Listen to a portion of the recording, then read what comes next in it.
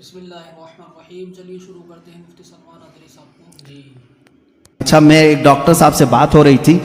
انہوں نے کہا پورا نطفہ جو ہوتا ہے انسان کا، منی جو مرد کی ہوتی ہے، اس میں ایک بار کی منی میں تقریباً 30 لاکھ سپم ہوتے ہیں.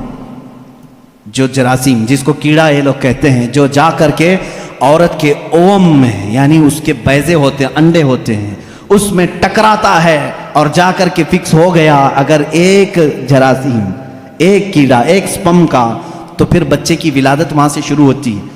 تو انہوں نے کہا کہ 30 لاکھ میں سے ایک ہی جاتا ہے، 30 لاکھ میں سے ایک ہی جاتا ہے. اور رب تعالیٰ کے اس کلام پر قربان جاؤ، اللہ فرماتا ہے سلالۃ من ماء مہین، کہ جب تم نطفہ ڈالتے ہو تو بہت سارے پانی میں سے جو اصل ہوتا ہے مولا اسی سے پیدا کرتا ہے. سلالہ کہتے ہیں سب سے قیمتی چیز، اس میں سے جو اصل ہے اسی سے پیدا کرتا ہے. 30 لاکھ اگر سپم میں جراثیم آئے ہوں، صرف ایک ہی سے پیدا کیا جاتا ہے. پھر اس کے بعد اللہ تعالیٰ نے فرمایا ہم اس کے ذریعے سے علقہ بناتے ہیں. علقہ کیا ہے؟ مضغہ کیا ہے؟ علقہ بستہ خون ہے. بستہ خون مطلب خون جیسے ہوتا ہے. میں نے ایک ڈاکٹر سے پوچھا اس میں ہی انٹرنیٹ پر، تو انہوں نے ایک تحقیق مجھے بھیجی کہ ایمبریالوجی کے شروع کے دنوں میں یہ ہوتا ہے کہ جیسے جونک ہوتی ہے نا، جونک ایک کیڑا ہے، چپک جائے تو چھوڑتا نہیں ہے. تو علقہ قرآن میں ذکر ہے، میں اس پر پڑھ رہا تھا. علقہ جیسے چنگم والی چیز ہوتی ہے، چپکنے والی، اگر خون کے چپکنے والے حصہ کوئی بن گیا تو اس کو علقہ کہتے ہیں.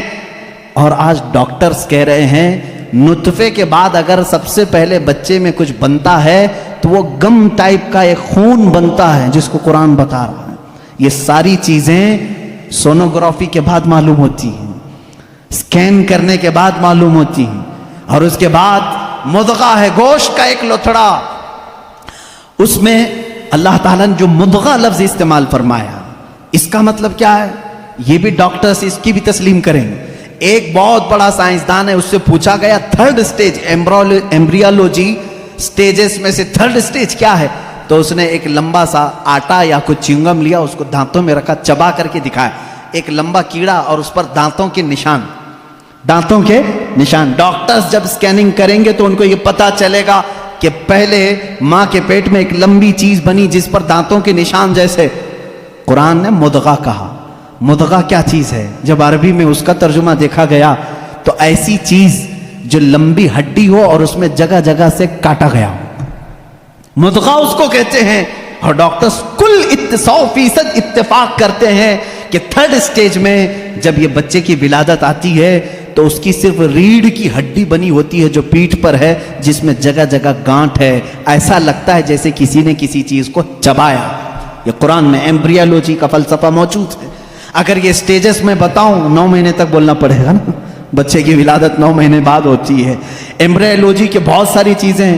اور اللہ، میں آپ کو یہ بتاؤں سب سے پہلے چیز کیا بنتی ہے انسان کی، یہ بھی تحقیقات سائنس کر چکا ہے.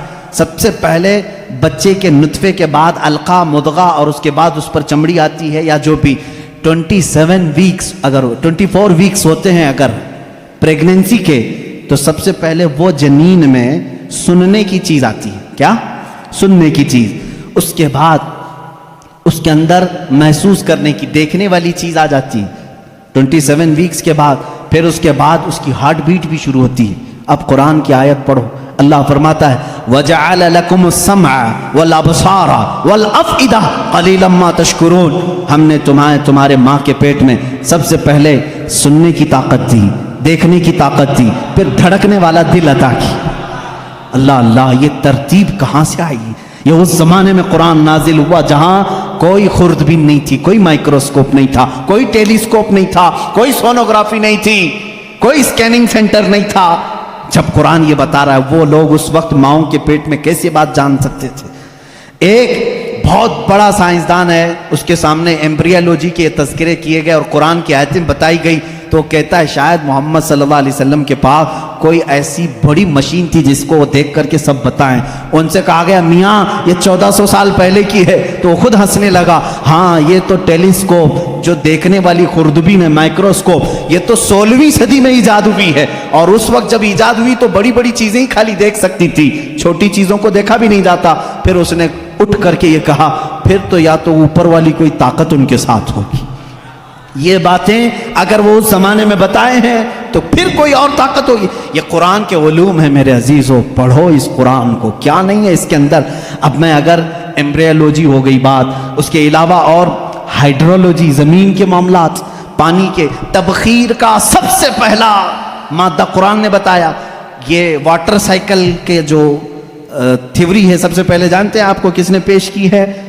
ایک سائنسدان ہے جس نے یہ بات پیش کی, برنارڈ پیلیسی نام کا ایک سائنسدان ہے, اس نے یہ تھیوری پیش کی کہ سمندر کا پانی گرمی سے سوکھتا ہے, آسمانوں میں جاتا ہے. سائنس میں ہم بھی اسکول میں پڑھے تھے, دھوپ میں پانی اڑ کر کے جاتا ہے, پھر جمع ہوتا ہے, پھر بارش میں آتا ہے. یہی ہے نا یہ واٹر سائیکل کا جو نظام ہے, ایواپوریشن اس کو کہتے ہیں.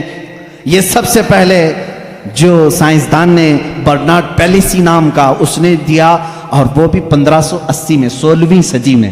اب آؤ قرآن کیا کہتا ہے.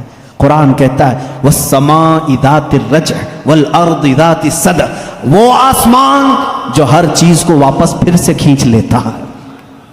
پانی ہم برساتے ہیں اور پھر اس کو لوٹا دیتے ہیں. ایواپوریشن کا, واٹر سائیکل کا جو مسئلہ ہے, یہ جو فنڈا ہے, یہ قرآن میں موجود ہے.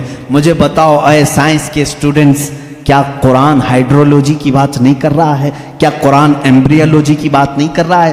کیا قرآن آسٹرونومی کی بات نہیں کر رہا ہے؟ کیا قرآن آسٹرولوجی کی بات نہیں کر رہا ہے؟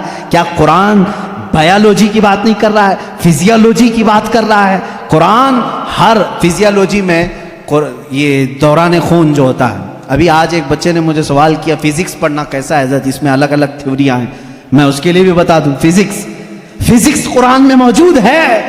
فزکس کا ایک بہت بڑا فنڈا یہ ہے کہ ایٹم یہ تقسیم نہیں ہوتا. پہلے سے لوگوں کا خیال تھا ایک ذرہ ہوتا ہے, 14 صدیوں تک لوگ یہ مانتے تھے ایک لاسٹ کوئی چیز ہوگی, اس سے لاسٹ تو کوئی کچھ نہیں ہوگا نا. جیسے ذرہ, ایک چھوٹا سا ہلکا ذرہ, وہ نہیں تقسیم ہوگا. فزکس والوں نے یہ ثابت کیا نہیں, ذرہ بھی تقسیم ہوتا ہے, ایٹم کو بھی تقسیم کیا جا سکتا ہے, ڈیوائیڈ ہو سکتا ہے. یہ فزکس کا فنڈا ہے, یہ فزکس کی تھیوری ہے. اور قرآن کہتا ہے لا يعزب عنه مثقال ذرة في السماوات والارض ولا اصغر من ذلك ولا اکبر الا في کتاب مبین. اللہ فرماتا وآلہ وسلم, عرش پر نور مصطفیٰ دیکھا, عرش پر نور مصطفیٰ دیکھا, عرش پر نور مصطفیٰ دیکھا, عرش پر نور مصطفیٰ دیکھا, عرش پر نور مصطفیٰ دیکھا. آئینہ گر نے آئینہ دیکھا, آئینہ گر نے آئینہ دیکھا. صلی اللہ